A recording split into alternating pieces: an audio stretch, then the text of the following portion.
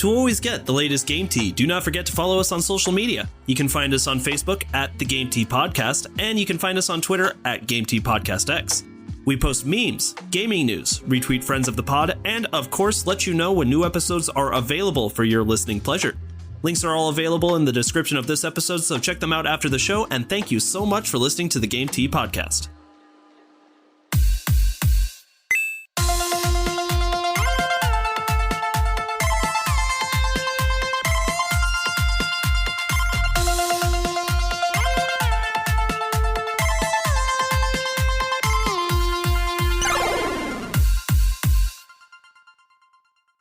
Welcome to another episode of the Game Tea Podcast. My name is JP. I'm Peaches. You're doing this on purpose. Sake. Well, you were gone last time, so I just got into a new thing, okay? Was I gone last time? I mean, yeah. I don't think I was. You were. I was there for news. You were not here, and the whole family just fell apart. Fuck you, Peaches. Zara is not joining us today, but that is A-okay because we still have lots of exciting things to talk about. Who wants to take itinerary? Zach, you want to take it? No. All right, Peaches, you want to take it? It sounds like my dogs have stopped barking, so yeah, I'll give it a whirl. Go for it. We are talking about Animal Crossing does still in fact exist. Correct. EA is doing a couple of things. Call of Duty releases new anti-cheat. Also, Call of Duty's new anti-cheat is leaked. Got some quick takes and some game releases.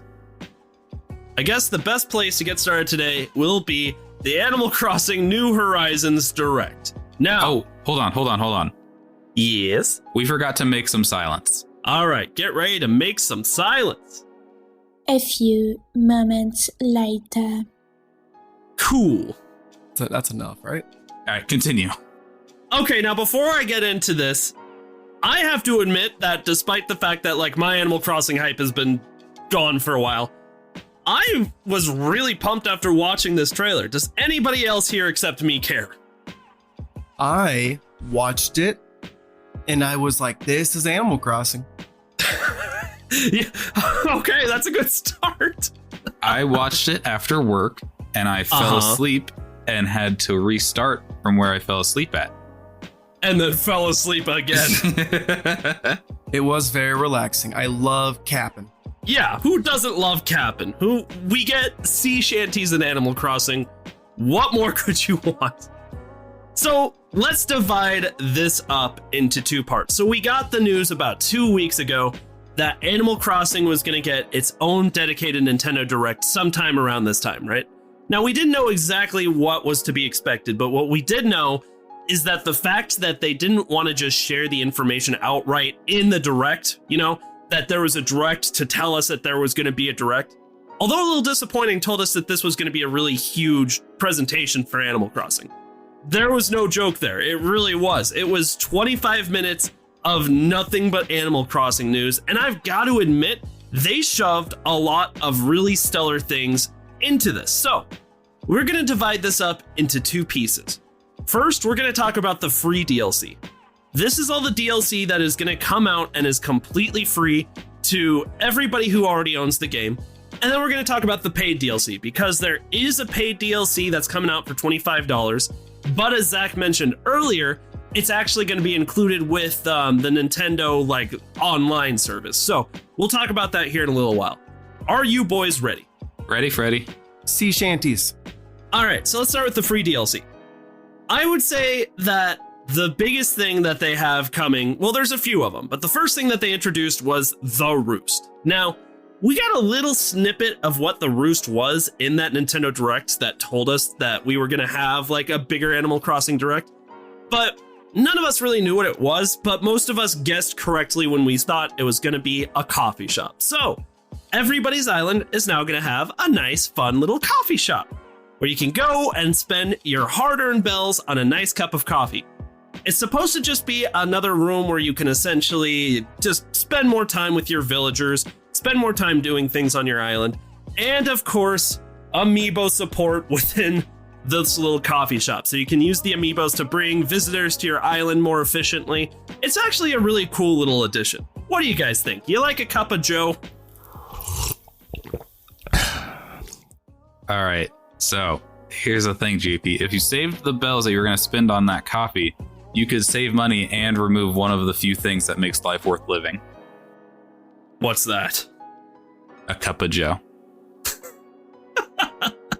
That's it? That's it for you? Just a cup of joe in an animal walking sim? That's it for you? Yeah, I mean, it's really really thin string you're hanging on by, isn't it, Peaches? I was mostly memeing off of, how people like in finance will always tell you, like, if you cut that coffee out, you could save $3 to $4 a day. But in retaliation, fuck you. I like that coffee. Exactly. So anyways, that's my thoughts on it. Zach, go ahead. I get it, but I don't get it. It's just like I'm sitting there, I'm just hanging out with my crew, buying them coffee. So, I mean, I guess it's good for the people who like that stuff, but, it's good. The whole point of Animal Crossing is that you're not doing anything spectacular in the game, right? You're designing an island, you're interacting with villagers, you're paying off debt to some raccoon, and now you're drinking coffee. I don't know, I just feel like this makes perfect sense. Yeah, I mean, people that are playing Animal Crossing are, they do it for the vibes you get while hanging out with the people on that village. That's Precisely. Definitely part of it. And so, having coffee placed in the game with your favorite villagers, it kind of makes sense. I get it, I guess. I mean, I don't think I would do it, but for the people that are enjoying it, yeah. Neat. Moving on. Now, where's the real content? Yes. Let's keep going. So, Zach keeps referring to our good pal Cap'n. So, another part of the free DLC is this froggy-looking gentleman named Cap'n is going to be off the dock on your island. And if you go interact with him, you can use some of your Nook miles that you've earned, and he's going to take you on a little island adventure. Where first, he takes you on a boat and sings sea shanties to you, which, by the way, could be a whole DLC and add at least 10 hours of fun to the game for me. Then he takes you to this cute little island that you've never been to before, and you get to take up resources, and you get to find treasure and cool things. I think that was a really cool inclusion. Now, this is one I got behind because they said that you can get random seasonal things. It was just you could get an autumn insect during the winter or something like that. Right, this makes more sense. That's economic and beneficial to my island. I'm about that. And I'm all about that shit. Of course, it wouldn't be an Animal Crossing update without some new ways to customize your character coming. So, new hairstyles, a lot of them actually, 16 new hairstyles are coming to Animal Crossing villagers. There's going to be new items you can spend your Nook miles on, and more general items to buy in the first place that you're going to find in Nook's Cranny. Now, 10 bridges and inclines, baby. Instead of only having 8 bridges and inclines, now you can have 10 of each. And I know that sounds really trivial, but that is a huge deal for people like me that used up all their bridges and inclines. Woo! Why is there a limit on bridges and inclines? I could not tell you.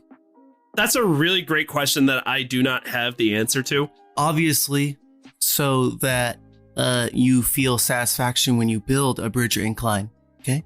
Okay. That sounds like some Nintendo logic right there. Bridges, inclines. Now, the other cool thing is new activities are going to be available on your island for your villagers to perform. In the video, it gave us a brief introduction to yoga that you can actually grab the Joy-Cons and perform along with your villagers and whatnot. I don't know. I think that's kind of cool. Maybe for more a niche crowd that's what? You're telling me for this walking sim I gotta get off my couch? Absolutely not. I think most people are kind of in that realm, but some people are okay, that's kind of cool. Especially considering that Animal Crossing is the perfect game for mini games and other activities, and to be honest, it's pretty shallow gameplay in those regards. I think this was a cool addition. The very last thing that they talked about within free DLC is home improvements and lighting. So they're essentially in your home at making it so that you're capable of now adding lighting features to the ceiling. New items are going to be available, new ways to navigate around your home, different things like that. Now, for free DLC, I think this was actually pretty abundant. They did let us know that this is going to be the very last time that they're offering free DLC for Animal Crossing. But I'm not going to lie, they could have probably charged a little bit of money for that, and they didn't. So, what do you guys think of the presentation so far? Well, JP, I think this was an Animal Crossing Direct, and there were updates. And now I'm ready to talk about the paid DLC. Zach, that's a really Zach, you really do a great job of summing it up for like Nintendo fans who aren't as fond of Animal Crossing. It's just like, yeah, that was Animal Crossing. Like, oh yeah, a coffee shop. That seems like something they would do. I have the game. I have over 100 hours in it. I think I've done my time, but this was neat. That's all I got. All right, Chez, what about you? Any questions before we move on to paid DLC? No, that kind of took my thoughts, but he put a positive spin on it where I was more bored. Man, Zach is always taking Peach's thoughts. It's not nice. You do be doing that, though. That's why I want to go second. All right, so next let's talk about the paid DLC. We got a bunch of stuff with the free DLC, but now they also spent the second half of this direct talking about paid DLC, which is called the Happy Home Paradise expansion. Now, what's interesting about this DLC is that it has nothing to do with your own island. What it is, it's a DLC where if you go and you talk to that dude, I don't remember his name, but he's the one with the plane that takes you all over the place. You now actually have the ability to travel to a different island where your quote unquote job is. What is that job, you might be asking? You act as a director on this huge island to make people their very own dream vacation home. There's like 20 slots with up to like pretty much any Animal Crossing character you can imagine coming to this island, and what you do is you help them make their dream home on this island, and you help design the island for like a dream vacation getaway home type island. I don't know. I think it's pretty cool. Like, you work with each individual villager to design the house on the inside and the outside. You make their lawn exactly how they want it. You kind of determine based on their interests, like what kind of biome should they live in? What time of day should they live in it? Things like that. I thought that was really, really cool. And it's going to add just a lot of different, I guess, kinds of gameplay to Animal Crossing that we've never seen before. And with all of these new things that you learn to do on this island, whether that's building, wall petitions in these homes, getting new items with this new currency that you get paid with for your work, like, you get to bring all of these skills back to your own island. And in fact, you get to take villagers from your island and you get to show them this new island where they could possibly build their own dream homes. So I think that this paid DLC expansion pass is going to offer just possibly upwards of another 100 to 150 hours of playtime for people that love Animal Crossing and have been waiting for some type of DLC like this. I think it's really, really extravagant. I think it's really, really cool. And this is one of the only times with Nintendo where I feel like the price of the DLC is actually justified. I feel like they added so much content to Animal Crossing that it really justifies most of the prices that they've come up with all of this. So in fact, let's talk about the pricing real quick. If you want to just simply pay for the DLC, it's going to cost you $24.99, which in my opinion, I think they added plenty of content to justify that DLC. But there's another option to that, isn't there, Zach? There is, JP. Because, and this is the part where I woke up, they snuck in the Nintendo Switch Online expansion service. And that's expensive. JP, if you want to, and there's only, so like with the current Nintendo Switch monthly plan is, it's 1 month is like $3.99.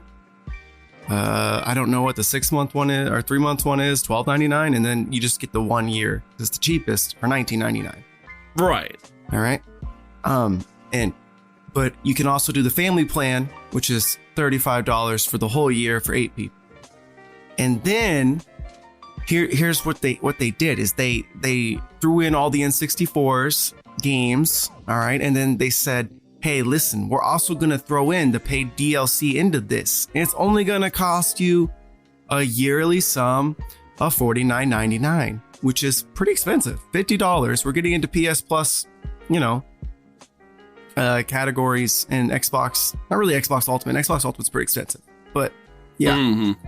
So anyway, and then if you want to buy it yearly for your family, it's $80. So you can split that between 8 people, and it's $10 a month, so it's not so bad, but you got to know 8 people, and you got to set it up, and you got to have some of that trust. And that's kind of stinky. So in that $80 though, you and your 7 buddies will have access to the Happy Home Designer Paradise. I think I'm mixing up 2 of them. Happy Home Paradise. It's really odd to me that they're just deciding to throw that in on top of like the perks of signing up for this more expensive service.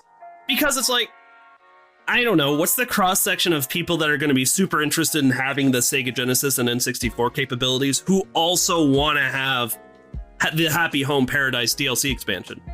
Like, I don't know. It seems a little odd that they kind of just threw this in here.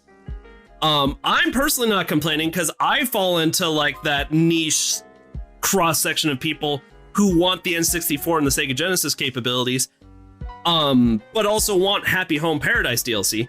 And I also thought that the price that they were including for their new service was ridiculous, like just too high.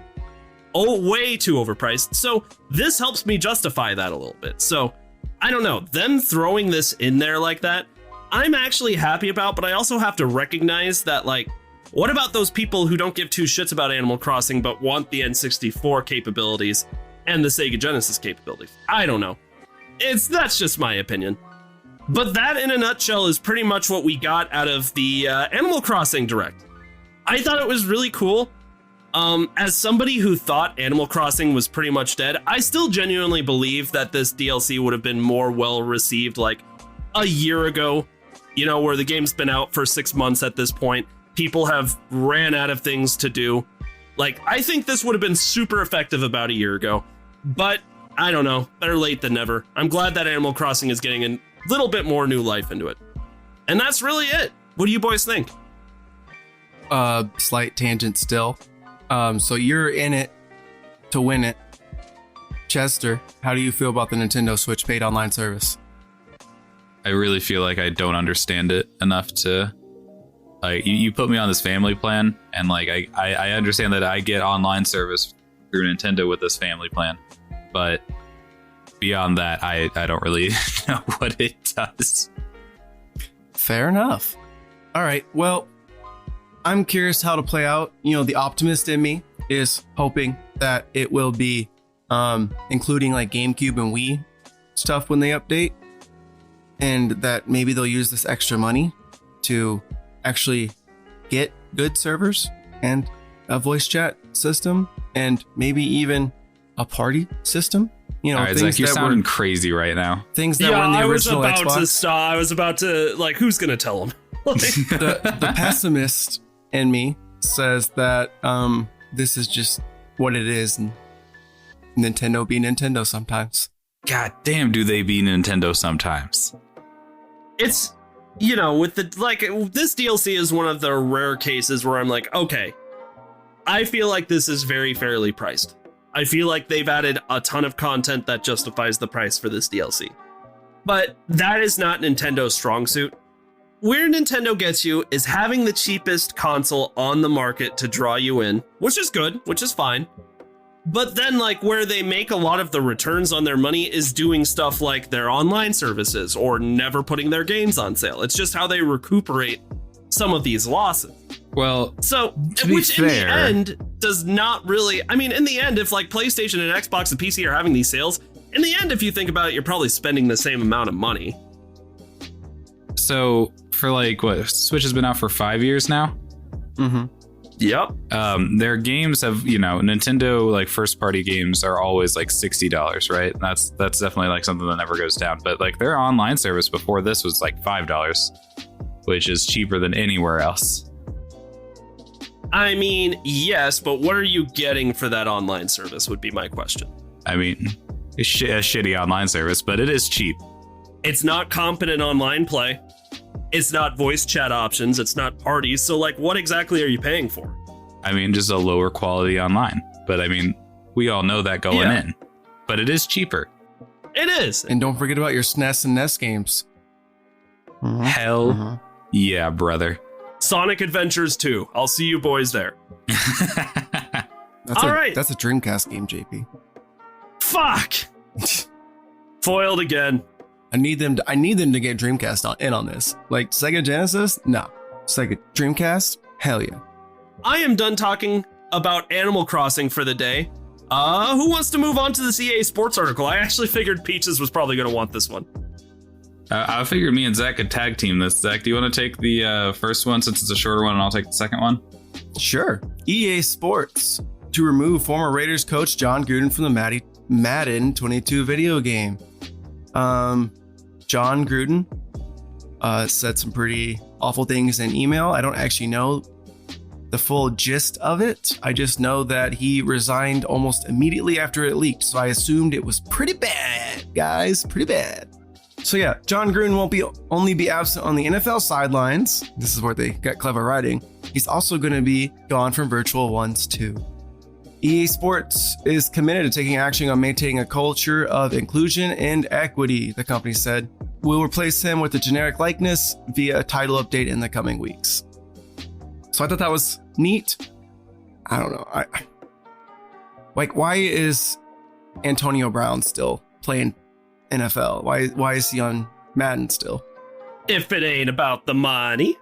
Yeah, bro. I mean, there's plenty of these contradictions that exist within the NFL and stuff like this. I mean, look at like Dan Snyder still gets to exist in the football space, despite him like literally like trafficking his cheerleaders to people and like taking away their passports so they couldn't leave. So there's on top of he literally like there's just no reason to keep him around. Like the Washington football team fans like hate him. They have the lowest attendance records. If you're rich, you're just held to a different standard, it seems. It's so fucky. All right, so let's relate this back to video games. I have no idea what it's like to be a Madden fan because I think sports games are a huge waste of time. Just my opinion. But for those who do love Madden, how do you think that this is going to affect them? Maybe affect the immersion? I don't know. Are they going to care? What do you guys think? Hey, JP, I got fun. This is actually a little bit of fun trivia. There is one other coach who does not have their likeness in Madden. Who do you think that coach is, JP? Oh boy, Bill Belichick. That is exactly correct. Of course the Patriots coach isn't going to be in on that. Yeah, it's because he's not in like the NFL Coaches Association or whatever. And so like when EA does its deal with the NFL, they have the rights to the likenesses of all the other coaches, but not Bill Belichick because he's not in that Coaches Association. Of course he's not. That makes so much sense. That motherfucker.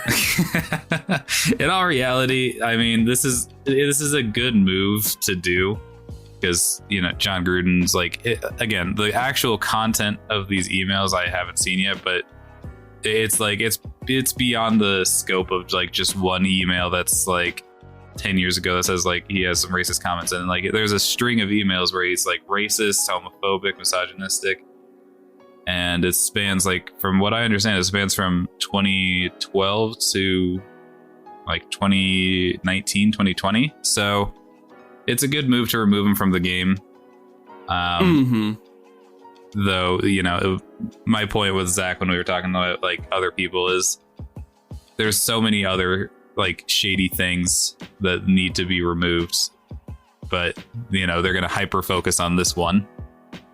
Yeah, I completely agree. It's definitely the right move, right? I feel like getting nitpicky is where you create this slippery slope of like suggesting that some forms of abuse are okay and some are not.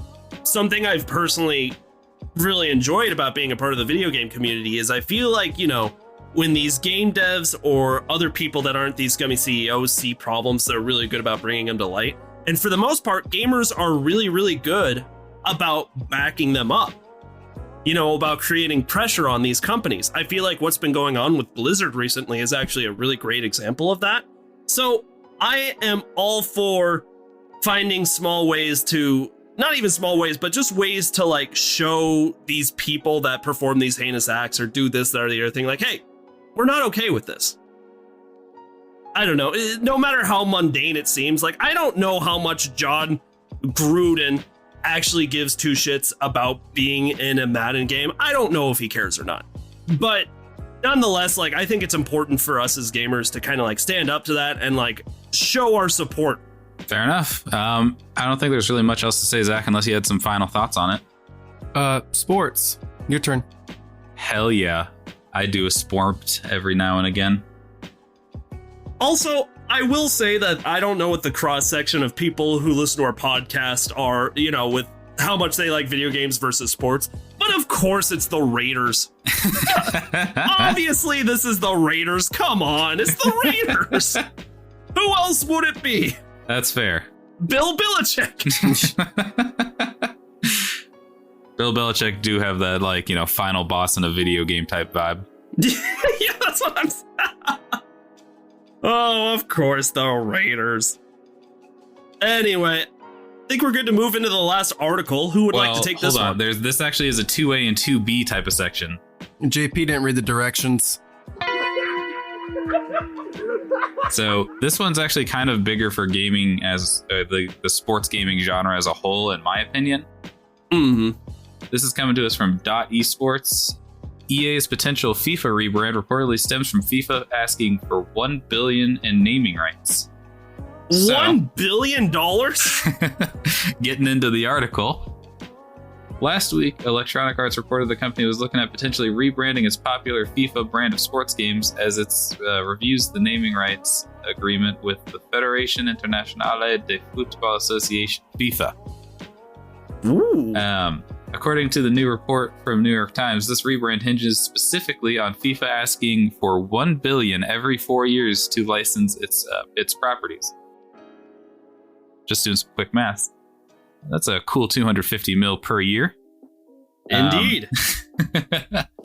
This new deal would also reportedly include limitations on ways that EA could monetize the game outside of its initial sale. Oh, I see what the real problem here is. Okay. The New York Times noted it had talked to multiple people close to the negotiations and discovered that after at least 2 years of renewal negotiations, there's a real chance that the branding could change following the FIFA World Cup in Qatar next November. All right. I love this. Not because FIFA is not going to be called FIFA anymore, but I think that if FIFA, the soccer game, started rebranding as something new, like if they just started calling it generic soccer, professional soccer 2021, I feel like that in itself opens up the space for all sorts of like people to start making their own games. Now, obviously, EA still does own the rights to these players' names and likenesses to use in the video game, because that's a separate deal that's not made with FIFA, that's made with like the Players Association. But a lot of people are buying this game because it's the FIFA game, and if it's not FIFA, and like, you know, it's not the professional like soccer team around it, then I really think this could open up the genre as a whole to developers that just make their own game without using professional player likenesses and official branding. So let's talk a little bit more about the price in those regards, because I'm not going to lie, I'm very unfamiliar with most sports in general, especially soccer. Is FIFA, the association, not the game, is FIFA, the association, being fair in how much money they are asking EA for?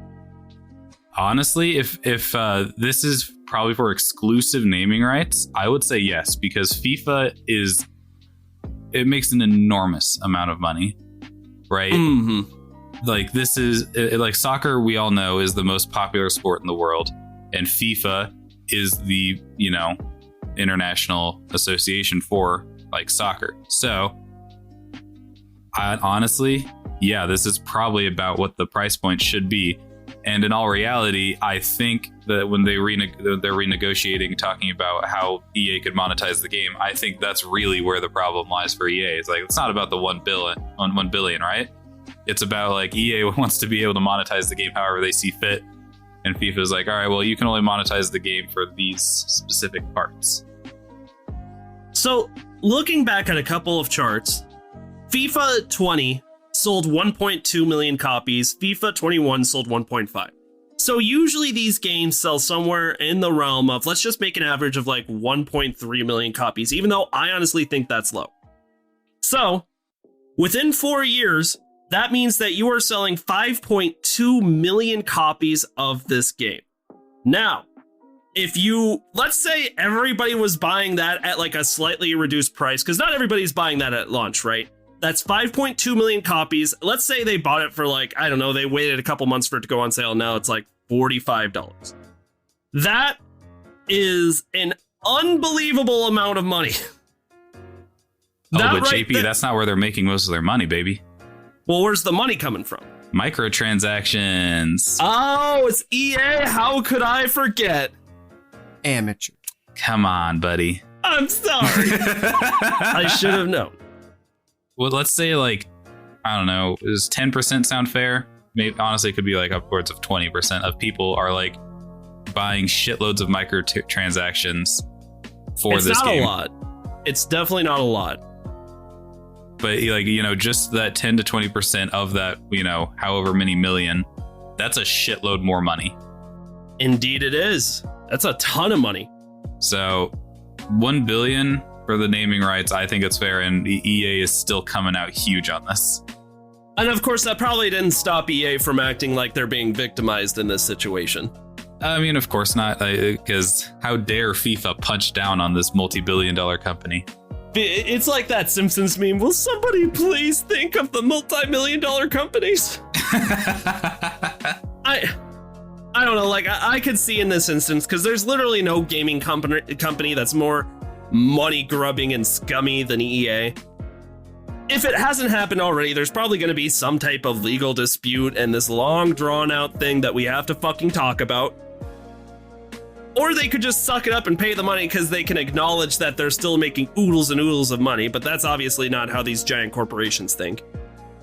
So, and also, let's, I don't want to clear FIFA's name of anything here. Like, FIFA is not a good guy by any means. No, it's another one of those situations where it's the battle between two evils. Yeah, so just want to make it clear, our stance is not pro FIFA, but more we're neutral against both parties because both parties are bad. I'm not gonna lie, as long as the players are being respectfully taken care of, I don't really give two shits. At the end of the day, when it comes to sports games and sports in general, that is my concern. Are the needs of the players being met? And are they being treated fairly? And when I know what some of the salaries of these people are, if a kicker in the United States for the NFL can make $500,000 a year for 8 minutes of playtime a game, I'm like, okay, I think they're being treated fairly. I think he's fine. He's gonna be fine. Well, moving into last article. Okay, so EA bad, FIFA bad, lots of money. Article 3 time. That's a great summation, and it really is. Who likes Call of Duty the most? Okay, how about I just give us the TLDR. So Call of Duty. Actually, no, I'll read the talking points. I can do this. I can read scripts. Activision unveiled its new secret weapon against Call of Duty cheaters earlier this week, a kernel-level anti-cheat called Ricochet that will finally, hopefully, sounds neat, do something about the plague of hackers in Warzone and future Call of Duty games. It does sound, I like Ricochet. I'm with you on that one, JP.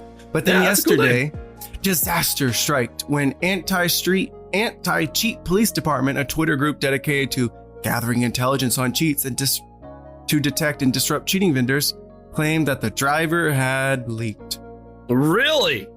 So they probably worked really hard, spent oodles of cash, and then it leaks. The irony here is so palpable. Thankfully, this is Activision, so they have plenty of money to throw away. Anyway, pay to cheat sales are already reverse engineering it. So since it's out there, people want to make money off their cheats. So they're already proof of people figuring out how to beat this Ricochet anti-cheat device. It's kernel. I don't know what that means, but is that like just at the system level, right? Yeah, sure. So upon initially hearing about this, let's just get some first reactions. Zach, how do you feel? I think cheating is annoying and bad, and for most people, it's annoying. So I am saddened by this news because it's going to make a lot of people who play Call of Duty upsetty. What about you guys? Zach is just the king of concise takes today. Look at him go. Honestly, Look at you go. Zach deserves, one of those like stickers you would get in like the first grade that you would like pull off and like it's like grapes and it smells like grapes. We should get him some of those. I hate grapes. I want watermelons. Like okay, well, you're not getting a sticker. Zach is. The fuck I'm not. Sounds like first grade all over again. Damn you, Zach. I want that sticker and that Yu-Gi-Oh card. You'll never get my Egyptian gods. Say goodbye to your Exodia. I'm sorry. Anyway, I'm sorry. Peaches, what do you think about this? I think cheating is it ruins games, especially when it's not handled well. And I appreciate the initiative from the Call of Duty devs to try to make this new anti-cheat to try to curb cheaters in the game that are ruining the experience for other people. But this outcome is very expected, I mean, I guess it's like, okay, so the people who do the cheats, they understand that this cheat driver is released. They know everything about it. That doesn't necessarily mean they're going to be able to stop it. But I don't know. Like, I have a lot of mixed feelings about this. Like, I feel like, first of all, I agree with Zach full-heartedly. Fuck people who cheat. Because, like, if it's a single-player game where you're not affecting a single other person, I don't give two shits how you play it. But if you are in any type of, like, online competitive environment, playing against real people, and you're utilizing these tactics, go fuck yourself. You're awful, and I hate you. Want to know a game that's not affected by cheats? That has multiplayer? My mom. Rocket League. So no, if you guys want to play Rocket League, you gotta hand it to Rocket League players. Every bit of skill is well earned. Wait, there are people that are good at Rocket League? Aren't you one of them? No. You've won tournaments. So? Lots of people have won tournaments. I guess. Isn't that like the definitive way to show that you have skill in a game is winning tournaments? We're getting off topic, but no, I don't think so.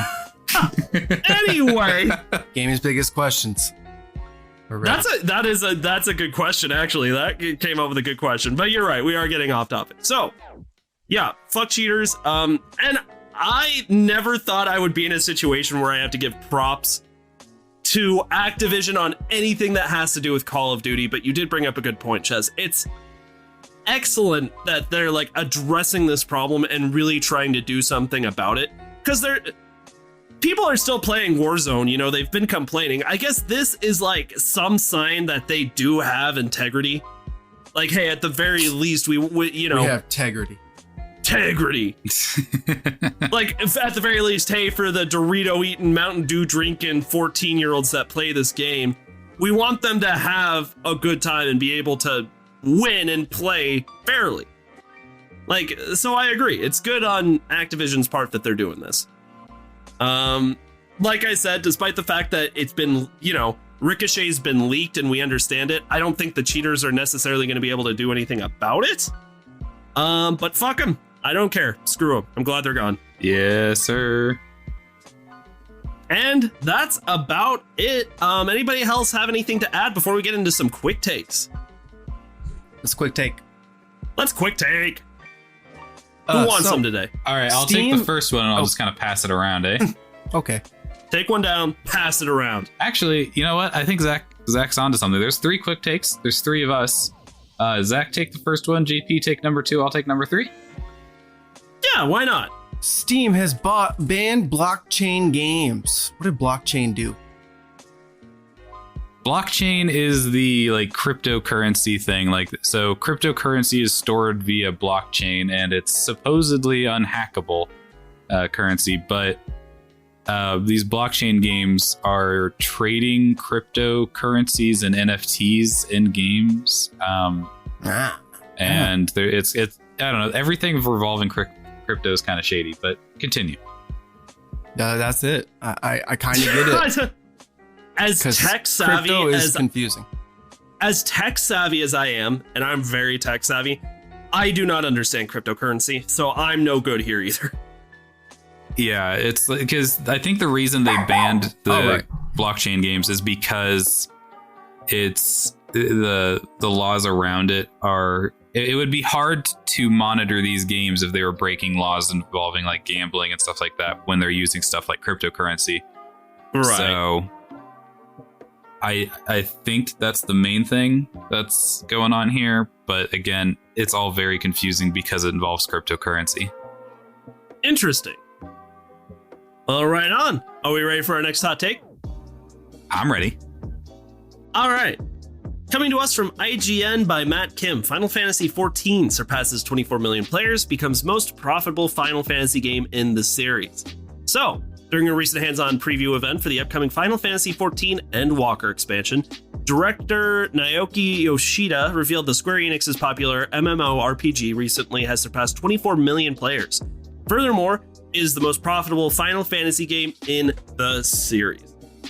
That's not actually terribly surprising when you take into account the fact that Final Fantasy XIV Online has been extremely successful, and all the expansions that have gone along with it have just made it even more so. Like, there have even been Final Fantasies past Final Fantasy XIV, right? Like, Final Fantasy 15 dropped, oh god, I don't know how many years now, but it's been out for a little while. Oh, yeah. And now we're heading into Final Fantasy 16, which should hopefully be coming out here within the next year or two. So, I don't know. I think this is big news, but ultimately not that surprising. I am becoming more and more of a big fan of the Final Fantasy series, so I'm glad that it's in the spotlight. But honestly, I feel like I'm showing up late to a party where everyone was invited. Like, I'm extremely happy for Final Fantasy. Nothing terribly surprising here. Yeah, I mean, it's also like with, it's a monthly service payment game, so obviously it's going to make more money than exactly. Final Fantasy VII remake. Exactly, their online service with the game has been extremely successful. All right, and this next one, League of Legends and Riot Games, they are removing all chat from League of Legends coming up in the patch following Worlds. They are doing this as a move to address toxicity in their games, and you know what? They did it. Toxicity is fixed, where there's no one's going to be mean to each other in League of Legends anymore because they're removing all chat. It's over. They did it. It's over. We won. Just kidding. I hate League of Legends, but keep going. Yeah, no, they definitely did not fix toxicity. Most of the toxicity in League of Legends comes from your own team. Isn't that the truth? So, yeah, I mean, don't get me wrong. There is occasional toxicity in all chat, but most of the time, nothing happens in all chat, and or people say GG easy at the end of the game. That's most of what happens in all chat from my experience. We did it, Patrick. We saved the city. How do you feel about this, Chess? Because I know you were a League of Legends player for a while. Do you feel like this is a little tone deaf for the company? What are you feeling? This seems it's not even necessarily tone deaf because there's no great way to address toxicity, especially not quickly. We haven't found one yet. Yeah, because again, if most of the toxicity is coming from your team, League of Legends is a very communication-based game. Like, you can't just turn off team chat, because there are a ton of people that are using that to communicate with their team and like actually coordinate and try to win the game. But I mean, in my opinion, there are people that are upset about them turning off all chat for everyone. I really don't see it as a bad thing that they're turning off all chat, because again, most of the interactions you're going to have in all chat are either going to be nothing or they're most likely going to be toxic. Very well said. Anything else you want to add to this article? Wait, so toxicity isn't fixed? No, toxicity isn't fixed. No, if anything, they've put a Band-Aid on like a giant crack in a concrete wall. Until they get a nun for like every like player that plays League of Legends, and like whenever they're toxic, they get smacked with a ruler. I think that's the best way to fix it. But you're gonna need like 1 billion nuns. They just How many people are on planet Earth? 7 billion. 8 billion. So that means 1 in 7 people would be a nun, so that we can fix the toxicity on League of Legends. You got or it. we could just delete this god-awful game and call it a day. Yeah, Well, but now, then they're hold just on. going to move somewhere else and be toxic. True. Fair point. That's a fair point. I'd rather have them all in one spot. I love Smash Bros a lot, but like just any game that breeds competition, you just always have those people who like to be villains, I guess, for lack of a Ain't better that word. the truth? But that just makes it so much more gratifying when you beat them. That is also true. Yeah. All right, boys, do you mind if I take the upcoming game releases? Run it. On October 21st, we have Echo Generation coming to the Xbox Series, Xbox One, and PC. We also have the Dark Pictures Anthology House of Ashes coming to PS5, Xbox Series, PlayStation 4, Xbox One, and PC. On October 26th, we have Iron Harvest coming to PS5 and the Xbox Series, Marvel's Guardians of the Galaxy coming to PS5, Xbox Series, PlayStation 4, and Xbox One. Oh, my bad, it's also coming to Switch and PC. Wow, that's a full house. We no, also no, have no Stadia, JP. No Stadia. Sorry, how could I forget?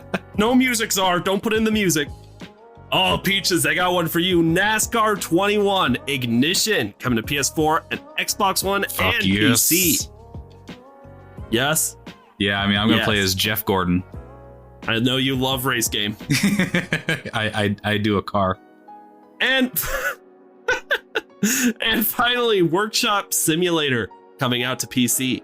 Hype up one upcoming game for the week. I love how you wrote this. I guess Guardians of the Galaxy week lineup for game releases. You're not totally wrong. Yeah, I mean, does anyone really want to hype up Guardians of the Galaxy? I am anxious about its release. I don't know how good it's going to be. That is totally fair. After the release of Marvel Avengers, we have no idea how this release is going to go. I'm a lot more optimistic than I think most of my peers are, but at the same time, I felt the exact same way about the Avengers game. So this is up in the air. I hope it's good. I think that they've got the elements for it to be good. I'm taking the more optimistic approach to all of this, but it's a wait and see situation where, you know, it drops in just by the time this episode drops, I think it coincides with one another. If not, maybe a day after, but we'll see what happens. I'm sure whatever the issues are, which there's going to be issues, we'll talk about it. As we Yeah. always do. Now, speaking of cars, I got to talk to you about something that's very important involving Cars Off podcast. That is so ominous. That is so unbelievably ominous. I gotta get out of here, everybody. I gotta hear what the fuck he needs.